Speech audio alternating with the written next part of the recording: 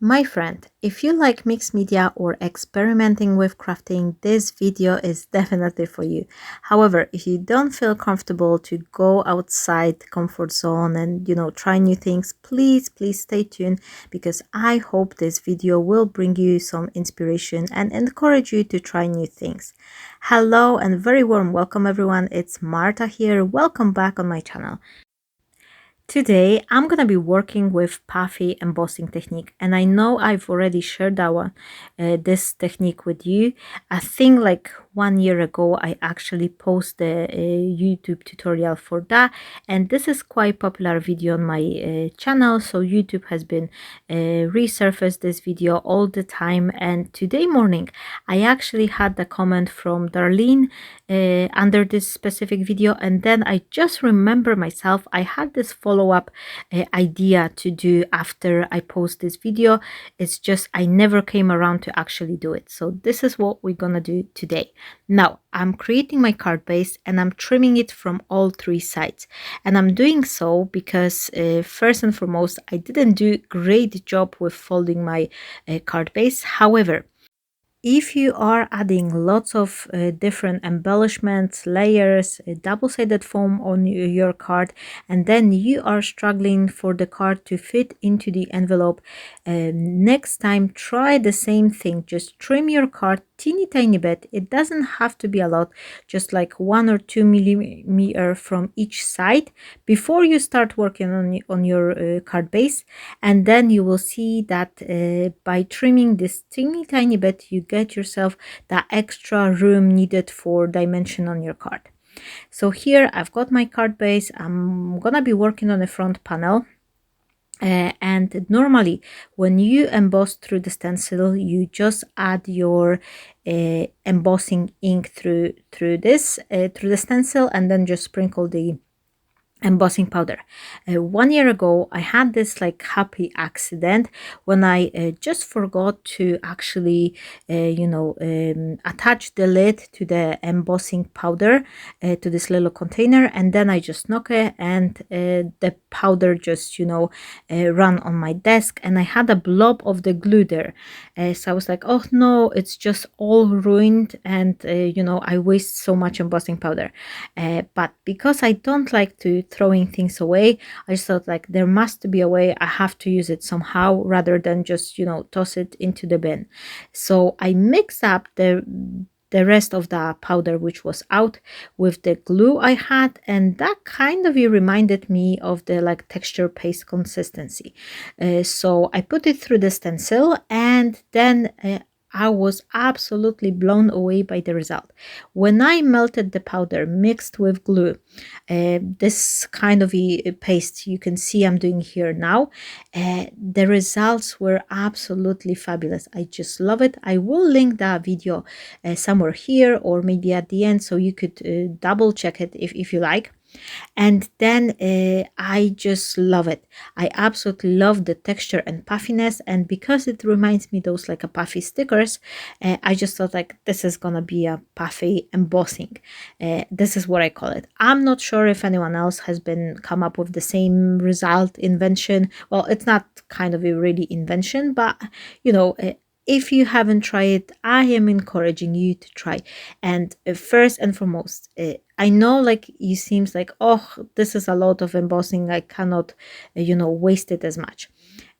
I'm encouraging you to try. You don't have to do like a large batch of the product like straight away. You can see here I'm just having a teeny tiny bit.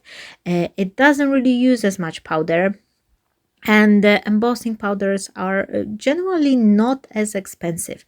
And sometimes, and this is from my own experience, I'm sometimes buying different texture paste and I'm forgetting to use them, and after a time they actually go like hard rock. You cannot really use them because they dry out. So with this technique I can keep my glue separately, embossing powder separately, and then just mix them as I go. You can add different powders like what is it, like those like a pixie powders, brush or powders, whatever. Like here I've used some additional stardust. This is from the Pretty Gets Gritty. I will link it down below in the description area just in case someone would like to try it. These are absolutely fabulous powders, like pigmented powders, and they will color up the paste for you as well. And you can add it to any sort of a textural paste, embossing paste, whatever you do. So here I have this leftover from the paste, this embossing paste I use on the front panel. So I've cut the rest of the circle into the frame, and now I'm kind of dabbing it here and there randomly. I'm not really going on the smooth result, quite contrary. I'm trying to achieve this kind of like a rough mixed media look. And before I will try it out, I'm also going with the silver embossing just teeny tiny bit, like you will pinch the salt and add it for that extra shininess. And once I'm happy with it, I'm heat setting the powder, and once it's melting, the glue joined together with the embossing powder, oh, it's just absolutely fabulous. I love this effect, and it's just puffing so nicely. You can see here how much texture this little frame has. Before I'm gonna move on, I've decided to add a little bit extra silver tone to my card base, so I'm reaching for a very old stamp. This was one of the freebies I had from the crafting magazine, and I'm just dabbing it here and there, and I'm just gonna sprinkle it with the silver embossing powder. And as you can see, this stamp is very well used, old. It's very yellowish now because I don't clean it. And sometimes whenever I do mixed media and I just do some additional random stamping, I don't clean this stamp in between, so it's giving me this nice effect, like you sometimes stamp with one color ink and then you have a little residue from something else you were doing before, and that gives you this nice mixed media vibe as well. So it's good to have like one of the old stamps, and don't feel bad about ruining it, because it's well loved. So here I have my front panel for the card almost ready, and I think for the big nice card like that, the best way is to use some bold sentiment. Because in today's video I didn't want to use die cutting, just to firstly just to show you that you can do cards with whatever supplies you have. Not necessarily you always need to have the whole plethora of different things like die cutting, stamping, this and that. Sometimes simple things like here, a small container of the embossing powder, a heat setting tool, a little bit of the glue, some coloring mediums, and you can still create the card. Doesn't really need a lot of the stamps. Obviously I'm stamping the sentiment, but if you have nice like handwriting, you could write down the sentiment. You could use like pre-printed one, use your computer, just write down some nice wishes like in nice font, print it, and then scissors fussy cutting and use it that way. So there's always a way to kind of go outside what we get used to it. And I've noticed, I don't know if you agree with me, however, for those of friends who's been here for a while, not maybe on YouTube, but crafting in generally, if you've been crafting for like 10 or more years, like 15 years, can you go back with your memory and just think like how different things we're doing now in comparison what we did like 10 or 15 years ago? We have all these super fancy tools accessible, that we kind of lose this creativity we had in ourselves ages ago. And this card today is actually like me trying to go back on that journey with the things which I used to did. For a few years of crafting, I didn't own the die cutting machine, so I was coming up with other solutions. And here, this is the second thing I wanted to try.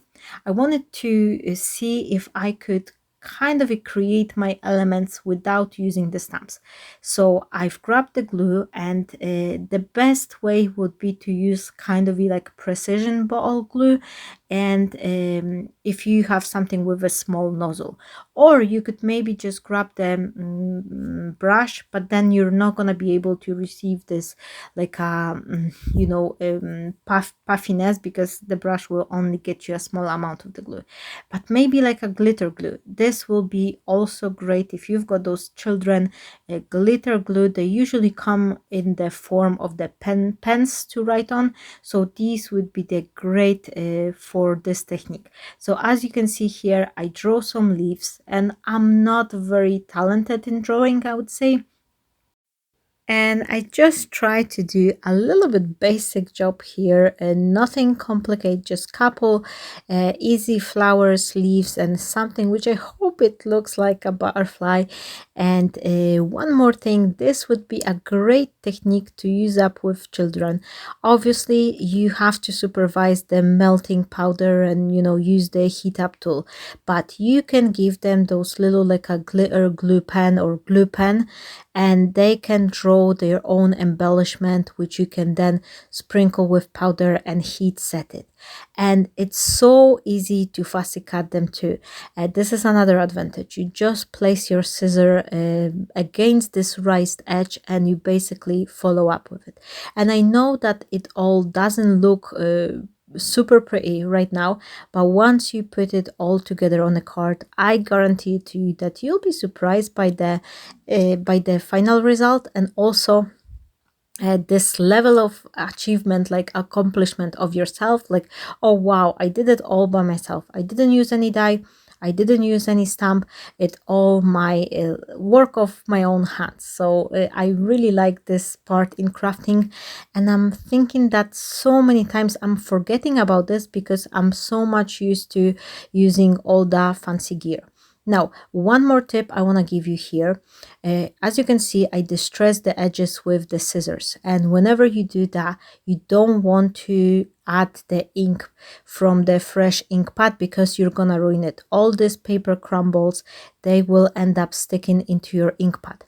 So the best idea is to keep this old dirty pad and use it for these kind of jobs. Whenever you feel, you can re-ink this one, and then just keep it handy. Don't throw it away, because sometimes you may use it for the purpose like that, and then you don't have to stress that you will destroy your ink pad. Or you can also take a tiny piece of the kitchen sponge or finger dabber and then use it that way, rather than destroying your own pad.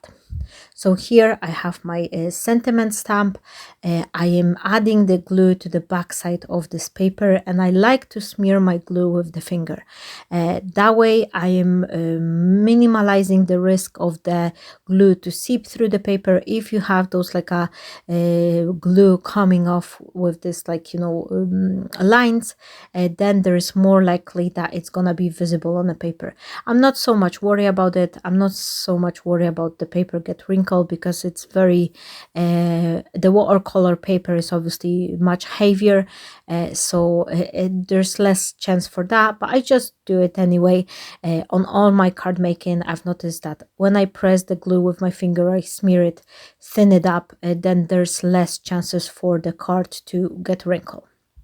So here I'm start placing my elements, and oh wow, I love the vibrance of it. I love the shininess, and I think it's just looking fabulous. All these flowers, leaves combined together, even though they looks like this, children drawing, I think they're just make this card appearing so special. Let me know what you think. Let me know if this is something you would try as well.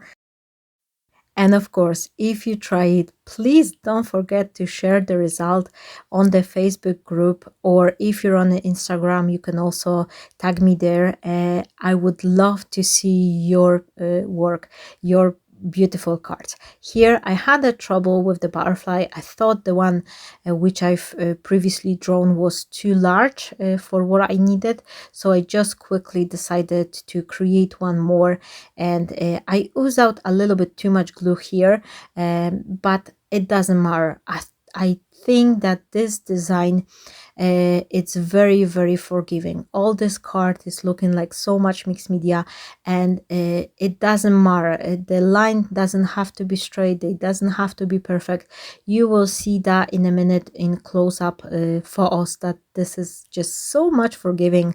You don't really need any drawing skills or anything like that, just the glue and embossing powder, and I guarantee it to you, you will have so much fun.